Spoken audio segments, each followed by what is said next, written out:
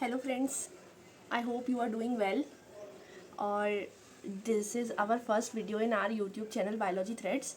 If there is any suggestion regarding this video, you people can let us know in comment section. Okay, so today we are going to start our first chapter from NCERT of class 11th, which is the living world.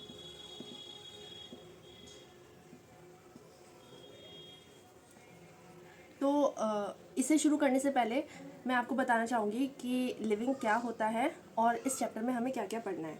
तो इस chapter में सबसे पहले हमें पढ़ना है what is living, ठीक है। देन उसके बाद आ जाता है कैरेक्टरिस्टिक्स ऑफ लिविंग। देन फिर आ जाएगा हमारा बाइनोमियल नोमेनक्लेचर एंड देन उसके बाद आ जाएगा हमारा कुछ टेक्सोनॉमी से रिलेटेड। टेक्सोनॉमी मीनिंग होता है टेक्सोनॉमी जो भी हम नेमिंग करते हैं, and then taxonomical ads,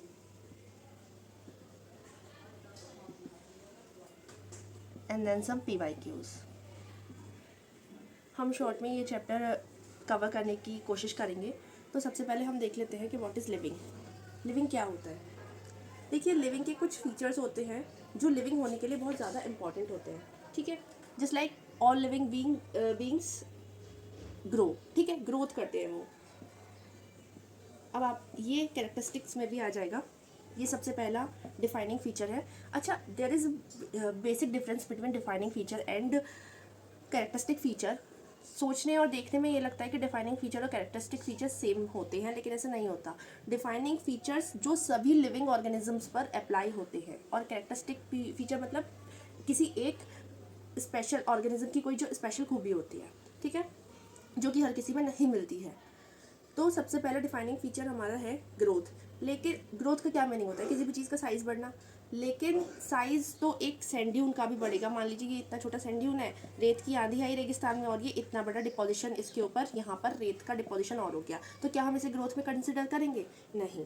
growth से हमारा मीनिंग होगा इंटरनल ग्रोथ, ठीक है। इंटरनल ग्रोथ जैसे कि बेबी बड़ा होता है ना, इस तरीके से। तो growth is a defining feature of, basically internal growth is the defining feature of all living organism. The best example is baby growth, ठीक है। दूसरा हमारा डिफाइनिंग फीचर होगा रिप्रोडक्शन, ठीक है।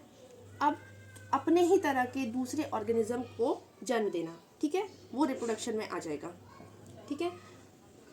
फिर तीसरा हमारा डिफाइनिंग फीचर आ जाता है। अब देखिए, तीसरा वैसे हमारा डिफाइनिंग फीचर आ जाता है मेटाबॉलिज्म, और फोर्थ इज कॉन्शियसनेस। लेकिन इन सबको हम जो है थोड़ा एक्सप्लेन करते हुए चलेंगे। जैसे रिप्रोडक्शन हुआ, रिप्रोडक्शन बेसिकली 2 टाइप्स का होता है, ठीक है।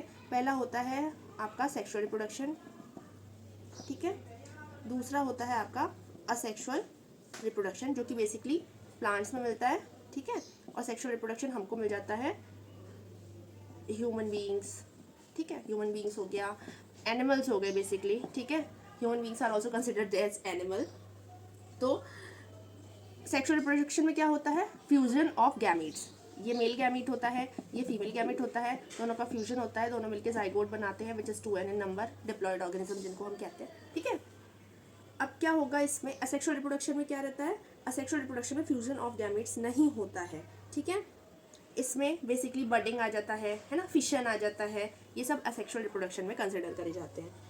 लेकिन इसके क्या रिप्रोडक्शन एक डिफाइनिंग फीचर है? जी नहीं, क्योंकि सारे ऑर्गेनिज्म रिप्रोडक्शन करने के काबिल नहीं होते हैं। फॉर एग्जाम्पल कुछ इनफर्टाइल कपल्स होते हैं, ठीक है। इनफर्टाइल कपल्स हुए, अगर वो रिप्रोडक्शन नहीं कर रहे हैं तो इट डजेंट मीन ना कि वो लिविंग नहीं है। लिविंग है, वो लिविंग कंसिडर होंगे, ठीक है। इसी तरीके से हनी बी का हम एग्जांपल लेते हैं, उसमें जो वर्कर बीज होती हैं, वो जो वर्कर बीज होती हैं वो इनफर्टाइल होती हैं, लेकिन वो लिविंग है, ठीक है। इसी तरीके से जो रिप्रोडक्शन है हम लैब में इन विट्रो मेथड से भी करवा सकते हैं। फॉर एग्जांपल हमारी बुक में दिया हुआ है म्यूल का एग्जांपल। म्यूल में क्या होना रहता है कि फीमेल हॉर्स और मेल डोंकी मैटिंग करते हैं, अब ऐसा नहीं है कि हॉर्स का मन किया और डोंकी का मन किया देख और उन्होंने मैटिंग कर लिया, नहीं ऐसा नहीं होगा। ये हम आर्टिफिशियली फीमेल के ओवम को लेते हैं और मेल का जो स्पर्म होता है उसको लेकर के लैब में इन विट्रो मेथड में यानी टेस्ट ट्यूब में आर्टिफिशियली मैटिंग करवाते हैं। इसको इंटरस्पेसिफिक हाइब्रिड भी बोलते हैं। जो मतलब रिजल्ट मिलता है वो इंटरस्पेसिफिक हाइब्रिड होता है जो कि म्यूल होता है। ठीक है, आई होप इतना आपको समझ में आया है। अब हम तीसरा कैरेक्टरिस्टिक फीचर इसका ले लेते हैं, आई मीन डिफाइनिंग फीचर ले लेते हैं, मेटाबॉलिज्म। ठीक है, तो इससे पहले मेटाबॉलिज्म शुरू करने से पहले मैं बता दूं कि इसलिए रिप्रोडक्शन को हम एक डिफाइनिंग फीचर में कंसिडर नहीं कर सकते, लेकिन इसको पढ़ लेते हैं क्योंकि 90% में जो रिप्रोडक्शन होता है वो एज अ लिविंग कंसिडर करा जाता है, लिविंग्स पे मिल जाता है वो। ठीक है, वो ये तो एक्सेप्शनल केसेस हो गए। अब इसके बाद हमारा आ जाता है ग्रोथ एंड रिप्रोडक्शन के बाद थर्ड वन इज मेटाबॉलिज्म। ठीक है, अब ये मेटाबॉलिज्म क्या होता है, देखिए ये बहुत इंपॉर्टेंट है, इसके ऊपर क्वेश्चंस भी आ जाते हैं जो कि हम नेक्स्ट वीडियोस में कवर करेंगे, जो प्रीवैक्यूज होंगे, जिससे आपकी पूरी प्रिपरेशन हो जाएगी बहुत अच्छे से इस चैप्टर की। ठीक है, तो मेटाबॉलिज्म में क्या होता है, जब दो छोटे छोटे केमिकल कंपोनेंट्स मिलकर के एक बड़ा कंपोनेंट बना लेते हैं या एक नया सब्सटेंस बना लेते हैं, या फिर एक बड़ा सब्सटेंस होगा उसका ब्रेक डाउन हो जाएगा और वो छोटे छोटे सब्सटेंस में डिवाइड हो जाएगा। तो जब ये असेंबल होता है ना, असेंबल हो जाता है मिल करके, तो इसको हम बोल देते हैं एनाबॉलिज्म। ठीक है,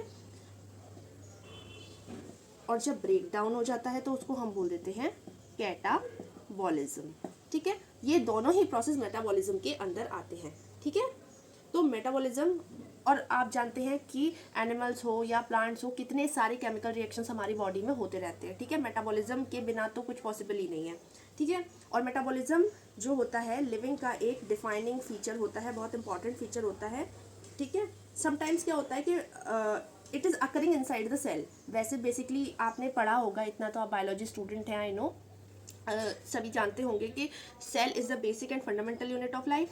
ठीक है, तो हमारी पूरी बॉडी जो होती है वो सेल से मिलकर बनी होती है। हर एक सेल के अंदर कितने सारे मेटाबॉलिकल प्रोसेसेस हो रहे होते हैं, तो सेलुलर नेचर भी डिफाइन करता है ये। ठीक है, तो सेलुलर ऑर्गेनाइजेशन भी एक डिफाइनिंग फीचर है। सारी लिविंग थिंग्स जो होती हैं वो सेल से मिलकर के बनी हुई होती हैं। तो हम मेटाबॉलिज्म पर थे और हमने सेलुलर मेटाबॉलिज्म सेलुलर ऑर्गेनाइजेशन भी पढ़ लिया है। सेलुलर ऑर्गेनाइजेशन का ये मीनिंग होता है कि कोई भी चीज़ जो होती है वो सेल से मिलकर बनी होती है। देखिए सेल होता है, जब बहुत सारे सेल असेंबल हो जाते हैं तो वो मिलकर टिश्यू बना लेते हैं। जब बहुत सारे टिश्यू असेंबल हो जाते हैं तो वो मिलकर एक ऑर्गन बना लेते हैं। कई सारे ऑर्गन मिलकर ऑर्गन सिस्टम बना लेते हैं। ठीक है, और ऑर्गन सिस्टम से क्या बन जाता है, एक कंप्लीट ऑर्गेनिज्म बन जाता है। ठीक है, तो ये सेलुलर ऑर्गेनाइजेशन है जो कि हमें लिविंग में मिलता है। तो it is also a characteristic और defining feature of the living organisms. तो यहाँ पर हम ये 4 कैरेक्टर्स पढ़ चुके हैं। अब हम 5वें कैरेक्टर पर आ जाते हैं, विच इज़ कॉन्शियसनेस। ठीक है, तो जो कॉन्शियसनेस क्या रहता है कि कॉन्शियसनेस, देखिए कॉन्शियसनेस में आपका ये आएगा कि अगर हम खड़े हैं, कोई हमें थप्पड़ मार के चला जाता है, तो ऐसा तो नहीं है हम शांति से सोचते रहेंगे, हम उसके लिए थोड़ा तो रिस्पॉन्स करेंगे ही ना, तो वो कॉन्शियसनेस हो जाता है। ठीक है, अब ये मैंने ह्यूमन बींग्स का बता दिया, एनिमल भी होता है, अगर हम एनिमल को भी हिट करते हैं तो वो भी रेस्पॉन्स देता है, कुत्ते को हिट करते हैं तो कुत्ता भौंकता है। ठीक है, इसी तरीके से प्लांट जो होते हैं उनमें भी कॉन्शियसनेस होती है। हाँ, हालांकि वो पलट के जवाब नहीं देते हमें, लेकिन आपने वो फिनोमेना देखा होगा ना कि जो सनफ्लावर होता है तो जिधर जिधर सूरज की रोशनी जाती है वो उसी तरफ उसका फेस होता चला जाता है। ठीक है, इसको हम कहते हैं फोटो पीरियड। ठीक है, यानी कि जो सनलाइट है, सन की रे जिधर से आ रही है तो वहाँ उस तरफ मुड़ जाता है वो प्लांट, तो ये फोटो पीरियड कहलाता है। तो ये प्लांट का कॉन्शियसनेस है कि वो सनलाइट की तरफ बेंड हो रहा है। ठीक है, तो ये जो कॉन्शियसनेस होता है इसका बेसिकली हम कह सकते हैं सेंसिंग द एनवायरनमेंट। ठीक है, एनवायरनमेंट को सेंस करना। लेकिन ये जो सेल्फ कॉन्शियसनेस होती है ना, ये सेल्फ कॉन्शियसनेस अपने आप को बचाना किसी चीज़ से या अपने आप मतलब रिस्पॉन्स करना किसी भी चीज़ का, एक्शन का रिएक्शन देना, ये ह्यूमंस में मिलता है केवल। तो ये बेसिकली कुछ कैरेक्टरिस्टिक फीचर हैं जो आपके लिविंग के हैं। ठीक है, तो सबसे पहले हमने देखा था growth and then reproduction and then था हमारा मेटाबॉलिज्म, फिर हमारा सेलुलर ऑर्गेनाइजेशन था, एंड देन कॉन्शियसनेस। तो ये तो आपको याद रखने हैं, ये पांचों फीचर्स बहुत ही ज़्यादा इंपॉर्टेंट हैं, ठीक है। और ये आपकी एनसीईआरटी में भी दिए हुए हैं, और अगर आप इसकी स्टडी करेंगे ठीक से तो आपकी कुछ डार्क लाइंस लिखी हुई हैं, मतलब थोड़ी सी बोल्ड, तो जिसमें आप देखेंगे सबसे पहला पॉइंट लिखा हुआ है आपका ऑल लिविंग ऑर्गेनिजम्स ग्रो, ठीक है। सेकंड आया है reproduction likewise is a characteristic of living organism. देखिए कैरेक्टरिस्टिक फीचर बताया है, डिफाइनिंग फीचर नहीं बोला है उसको। आगे आप पैराग्राफ में पढ़ेंगे उसको तो आपको समझ आएगा। Another characteristic feature is metabolism. Metabolism के बाद है cellular organisation of the body is a defining feature of life forms. सारी चीज़ें सेल से मिलकर बनी हुई हैं। And then consciousness becomes the defining property of living organism. अब आपका आ जाता है diversity in living world. Thank you for watching guys.